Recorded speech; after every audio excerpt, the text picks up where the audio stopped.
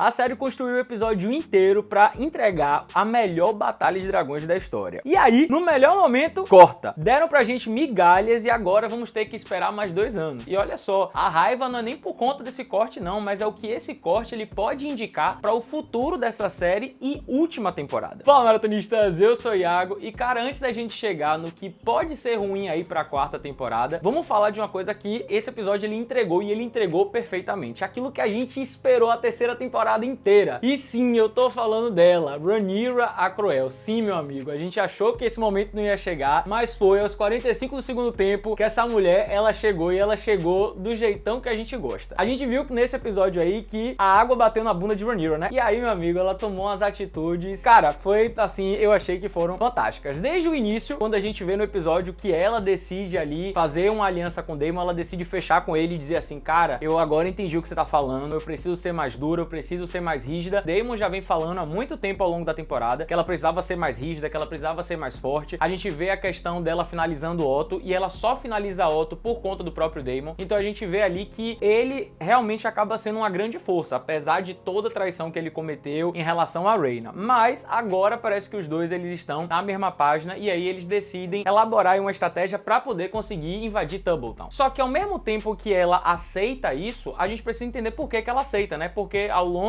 da temporada, várias coisas foram deixando claro que ela deveria abraçar esse lado de Rhaenyra Cruel e ela, a todo momento, ela hesitava em fazer. Em alguns momentos a gente via esse lado mais cruel, mas ela acabava voltando atrás. O que é que acaba sendo estopim aqui nesse episódio é quando ela descobre que, na verdade, Aegon, ele tá vivo e de que Sunfyre também tá vivo. A questão toda é que não só ela descobre isso, como a galera de Porto Real acaba descobrindo. E aí vai começar aquele famoso burburinho, porque ela disse que ele tava morto e do nada ele aparece vivo com o dragão. Então será que isso aí não é algum tipo de presságio? Será que isso aí não é algum tipo de coisa que os deuses estão mostrando? Ou então também pode representar que ela é uma grande mentirosa, né? Então bastou isso tudo acontecer para poder ela invocar o ritmo Ragatanga e decidir vestir a camisa de Rhaenyra Cruel. E além disso ela faz Mysaria, pode ir embora que eu não te quero mais aqui. Por quê? Mysaria é a Lady dos Sussurros. E a gente sabe que o Lorde ou a Lady dos Sussurros, eles têm um papel muito importante para o rei, né? Eles são responsáveis por estar ouvindo aí o que é que tá acontecendo no reino, o que é que acontece nos outros lugares. E Mysaria, ela falou miseravelmente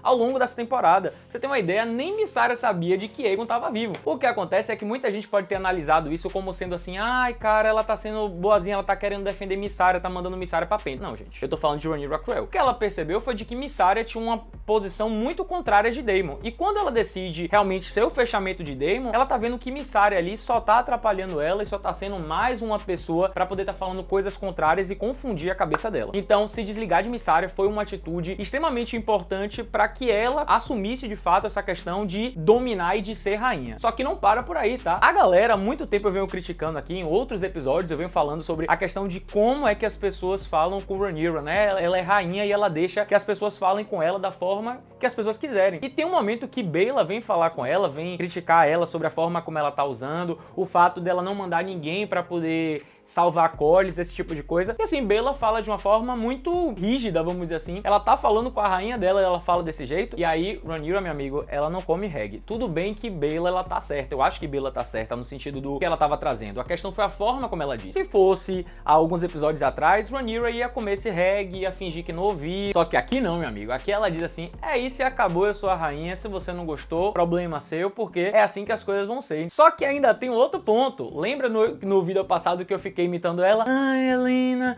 ai, irmãzinha, não sei o que. Agora não tem mais isso não. Ela chega e faz, ô minha parceira, você tá grávida, você tem que comer, porque se você não comer vai dar problema. Então, por favor, coma. E aí Helena não come. Aí o que é que ela faz? Guardas, por favor, resolva esse problema aí. E bota Helena pra comer forçado. Você acha que há um tempo atrás Rhaenyra faria um negócio desse? Essas coisas aí que foram mostradas ao longo do episódio faz com que a gente perceba que ela de fato tá abraçando essa persona cruel que a gente queria ter visto há muito tempo nessa temporada. Tava demorando pra isso chegar. negar. Só que o que acontece é de que talvez ela se tornou rainha e se tornou rainha tarde demais. Talvez se essas posturas elas tivessem sido adotadas há 2, 3 episódios atrás, muita coisa, muito B.O. que aconteceu aqui nesse episódio não teria acontecido. Só que de todas as coisas que ela fez nesse episódio, a que eu mais gostei, mais fiquei feliz foi o Septão. Vamos combinar que esse cara é um otário? Vamos combinar isso? O fato dela ter ido lá no Septo e ter batido de frente com ele, eu primeiro achei assim que ela tava perdendo tempo de forma desnecessária. Por um lado eu até entendo, porque assim, a fé era o que realmente liga ali a população e a população ela precisa da fé para poder ter essa relação. Só que ele mais uma vez bate de frente. É interessante que a série tenha mostrado isso, porque quando a gente vê essa conversa que ela teve com ele lá no início da temporada, ela tá muito cachorro com o rabo entre as pernas, sabe? Como se ela realmente estivesse pedindo um favor, como se ela não fosse uma rainha. E agora ela entra na morada dos Sete, ela entra no local onde o Septão ele tem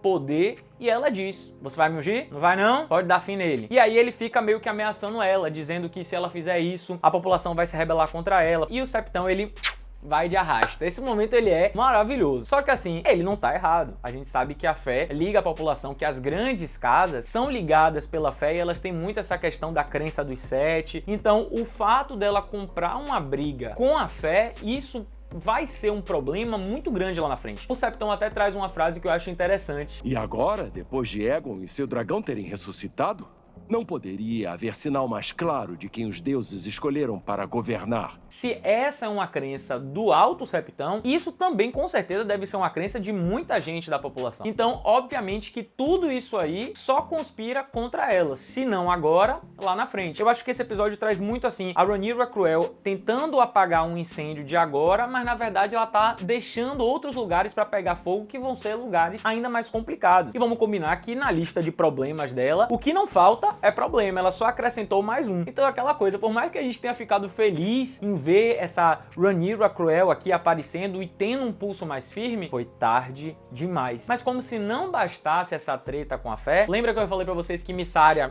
foi embora? Mysaria tava sendo levada pra Pentos e aí numa confusão ela acaba se desviando do local e ela até vê o momento em que Rhaenyra tá ali no septo e Mysaria tá com a cara muito quem diz assim: ah, minha filha, você tá achando que você vai me mandar embora e que vai ser por isso mesmo? Ali o olhar, a forma como Mysaria fica olhando ali pra Rhaenyra, deixa subentendido de que talvez Mysaria, ela se infiltre ali na população para, ó, soltar várias informações que podem dificultar ainda mais a vida de Rhaenyra. Mas se o preço político, meu amigo, já tava caro, o preço emocional que esse episódio cobra, ele é ainda mais alto. E eu tô falando de uns momentos mais tristes desse episódio, que é a morte de Helaena. Na verdade, Helaena foi uma personagem que eu passei a gostar muito. Eu acho que a forma como ela foi trazida aqui nessa temporada só agregou ainda mais a essa personagem. A morte dela, né, a forma como ela se mata é uma forma muito simbólica e muito triste. A gente viu ao longo da temporada de que Helaena começou a lidar com a depressão, principalmente quando ela descobre que ela tá grávida. A gente viu no episódio a questão do pesadelo que ela tinha de que o filho seria levado, e tudo piora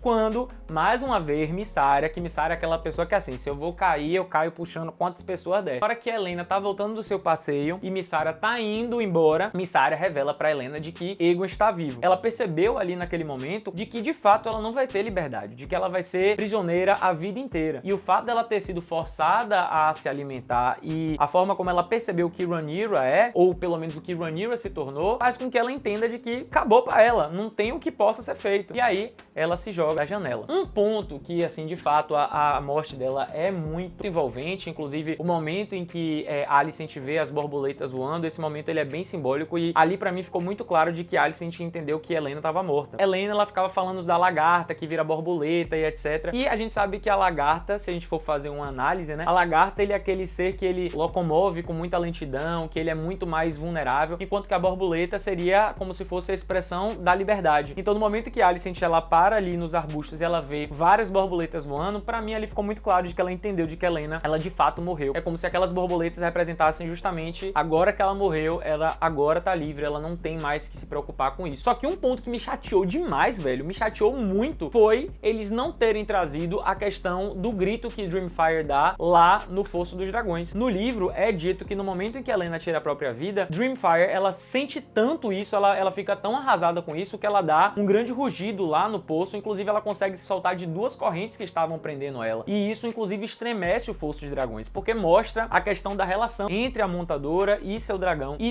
eles não terem colocado isso, eles não precisavam nem ter mostrado, porque não tinha dinheiro para poder estar fazendo a computação gráfica, ou CGI, que pelo menos mostrasse o Fosso tremendo e o barulho dela, né? Que eu acho que isso traria uma carga dramática ainda maior a esse momento. E eles vacilaram legal, era um detalhe simples, mas que traria toda a diferença, já que a gente tá falando de simbolismo e tudo que envolve Helena é sobre simbolismo. Eles terem tirado esse momento, cara, foi um vacilo de produção, foi um vacilo, mas um vacilo tremendo. Só que lembra que eu falei que antes de morrer, Helena finalizou a sua tapeçaria, que a gente já viu ao longo dessa temporada, de que era uma tapeçaria que tinha muitas informações, muitos spoilers, mas o ponto que chama atenção nessa tapeçaria aqui é o que ela coloca sobre Rhaenyra. A gente vê que Rhaenyra, ela tá sentada no trono de ferro e que ela tá como se fosse toda cortada pelo trono e tá saindo sangue dela. E atrás tem dragões caídos em chama. Tem 2 possibilidades aí, e que eu acho que uma é mais interpretativa, que é o que eu acho que é a mais interessante, e a outra que é um pouco mais literal. Uma coisa que a gente pode pensar de forma mais literal é de que Rhaenyra, ela vai acabar morrendo no trono de ferro toda cortada. É uma possibilidade. A outra possibilidade, que é mais interpretativa e que eu acho mais interessante, porque aí não muda tanto o que tem no livro, apesar da gente saber que Casa do Dragão muda muito, o que eu acho que a gente pode interpretar da tapeçaria é justamente o quê? A forma como Rhaenyra foi bordada ali na tapeçaria é muito parecida com a forma como Maegor, o Cruel, ele foi encontrado. Ele foi encontrado morto, ensanguentado no Trono de Ferro. Isso faz a relação de que Rhaenyra agora, Helena entendeu de que Rhaenyra, ela abraçou esse lado cruel. E aí, o fato dela estar sentada, ensanguentada no Trono de Ferro, não quer dizer que ela vai morrer daquele jeito, mas quer dizer de que ela vai morrer, assim como Maegor, o Cruel, e vão ser as ações dela que vão levar à própria morte. A questão do dragão caído atrás com o fogo também tem uma relação que só faz com que eu tenha mais certeza de que é justamente isso que a tapeçaria quer dizer. É o fim de Rhaenyra por conta da forma como ela decidiu governar. Mas enquanto de um lado a rainha afunda, do outro 2 peças de tabuleiro se encontram. Sim, eu tô falando dos 2 irmãos que se odiavam, Aemond e Aegon. Eles finalmente se encontram em Harrenhal. E o momento que a gente tava esperando pra acontecer nessa temporada, aconteceu. A gente vê que Aemond, ele tá totalmente quebrado, Harrenhal realmente mexeu com a cabeça dele. E aí no momento em que Aegon, ele se encontra com Aemond, ele tá totalmente tomado pela culpa. A gente viu isso ao longo da temporada. E eu acho que a forma como eles usaram Harrenhal aqui foi muito mais inteligente do que como eles usaram com Daemon. Não faria sentido pra trama se Aemond, ele não tivesse passado por esse inferno astral aí que ele passou, porque a gente sabe que Aemond, ele sempre teve uma postura muito boçal em relação ao irmão. Ele sempre colocou Aegon como sendo um inválido, como sendo burro, como sendo incapaz. E aí o fato agora dele se sentir culpado, o fato agora dele estar vivendo tudo isso, coloca ele numa posição mais de humildade, vamos dizer assim. Ele tá tão destruído por isso, ele se sente tão culpado, que ele começa a enxergar o irmão com outros olhos. Não é à toa que quando ele vê Aegon, ele se ajoelha. Só que nesse arco de Harrenhal aí, uma outra coisa que é trazida, e que assim, a gente desconfiava de algumas coisas, mas agora a gente teve mais informações, que é sobre a própria Alice Rivers. A gente sabia que ela era uma bruxa, a gente sabia que ela tinha mais idade do que o que ela aparenta, só que outras informações são trazidas pela própria Alice em relação a Aemond. Ela diz pra ele que, na verdade, ela tem muito mais de 100 anos e de que ela está viva desde a conquista. Então tem muito tempo que essa mulher tá viva. E ela tá viva porque utilizou coisas de forma que não eram naturais para poder tentar salvar o filho dela. E aí, pelo fato dela ter utilizado essas coisas, fez com que ela fosse amaldiçoada a viver de forma prolongada. Era como se fosse um castigo. Então, obviamente que ela provavelmente deve ter feito algum tipo de feitiço, como a gente vê que Melisandre faz em Game of Thrones para poder se manter jovem. Só que se por um lado esse arco de Harrenhal trouxe essa informação de Alice, fez com que a gente entendesse um pouco mais a relação de Aemond e Aegon, uma coisa que ainda fica totalmente em aberto é: cadê Veiga? Cadê essa véia desgraçada? Onde é que ela tá escondida? E aí o que me leva a pensar é de que talvez esteja acontecendo com Aemond e Veiga a mesma coisa que aconteceu com Aegon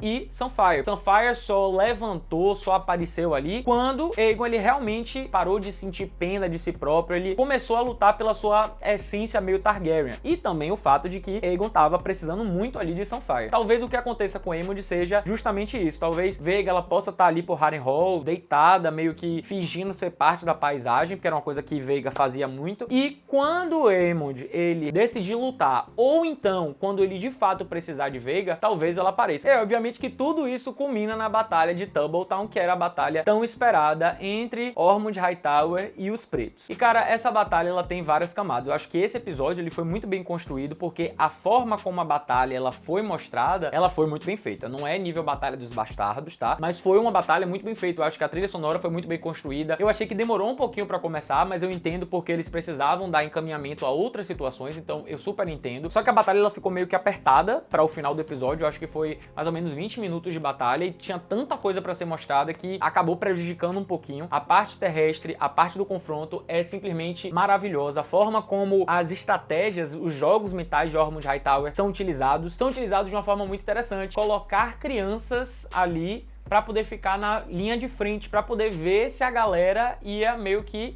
baixar a guarda. A galera não baixa a guarda, não. A galera não tá nem aí se é criança ou não é criança. A gente vê ao longo da terceira temporada de que Ormond, ele se acha muito inteligente, ele diz a todo momento que os Hightower, eles são os mais inteligentes, que eles são os mais eruditos e que os Targaryen só tem força bruta. Só que, meu amigo, no momento em que a inteligência, ela começa a ser cegada pela soberba, você perde a inteligência. Ele tentou fazer inúmeras jogadas, ele pegou Corlys, ele tentou prender Corlys, só que dentro dessa prisão de Corlys, a gente vê que Gwen e o próprio Daemon, eles tentam fazer um acordo de paz, e a gente sabia que o acordo de paz não iria acontecer, mas o ponto que Corlys trouxe é um ponto muito importante, porque a guerra poderia ter acabado ali mesmo, sob uma forma de paz, e Daemon ele não quis, e eu super entendo, porque eu acho que Daemon aqui é a melhor versão de Daemon que a gente tem em todas as 3 temporadas, essa é a melhor versão. Ele não comeu o H de Corlys, e eu acho que essa relação aí é um problema. Corlys viu que tudo desandou ali, e aí como é que vai ser esse retorno de Corlys pra Porto Real? Que ele vai saber o que aconteceu com Rhaena, ele vai saber o que aconteceu com Baela, ele vai saber que Rhaenyra não mandou ninguém pra poder salvar ele, vai fazer com que a relação entre Corlys e a própria Rhaenyra, ela fique extremamente estremecida, pelo menos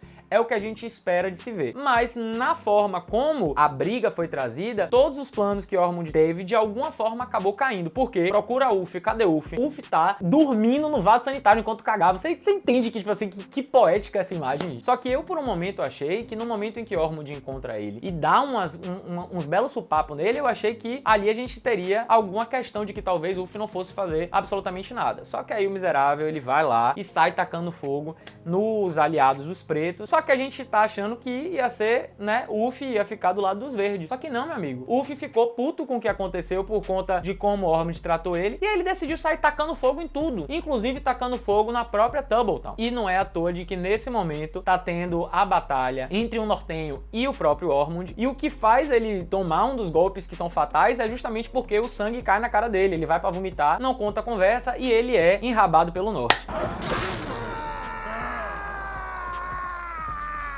boa e velha enrabada lá do norte. Só que dá pra piorar, porque além dele ser gravemente ferido por selvagens, que era o que ele acreditava, ele morreu pela chama do dragão, que é a criatura que ele mais despreza. Só que o ponto é, a gente sabe que Rhaenyra não queria entrar ali, né, em Tubbleton, tacando fogo em tudo, porque tinham pessoas que eram aliadas a ela. Obviamente que essas informações vão chegar a Porto Real de que Tubbleton foi queimada. E essa informação pode chegar, e quem pode ajudar a espalhar é a emissária, só que de uma forma o quê? Enviesada. Você acha que se ela fez isso lá em Tubbleton, o que é que ela é capaz de fazer aqui em Porto Real? Então isso pode atiçar ainda mais a população contra ela. Mas, como eu disse, o ponto complicado desse episódio aí é quando ele tá engrenando, porque o episódio ele vem numa crescente massa. A gente quer ver Carax, a gente quer ver Asa Prata, a gente quer ver Vermithor, a gente quer ver a batalha deles três. E o episódio ele corta esse momento, que é um momento extremamente importante que a gente vai ter que esperar para poder ver daqui a 2 anos. Então é totalmente anticlimático. Eu não acho que esse episódio foi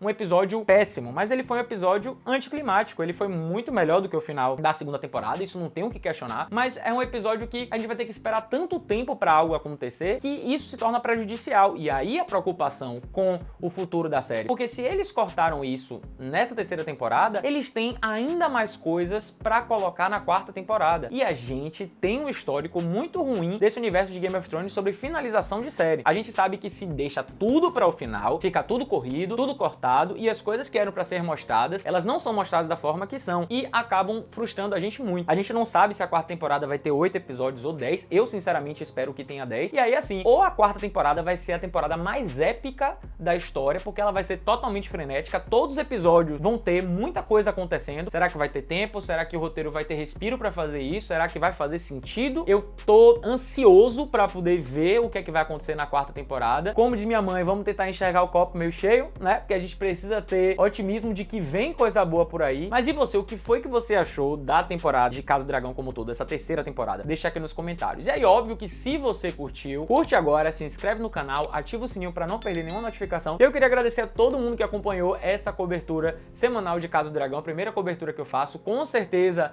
a da 4ª temporada a gente vai fazer essa cobertura junto. E espero você semana que vem com mais um vídeo aqui no canal. Então é isso, valeu!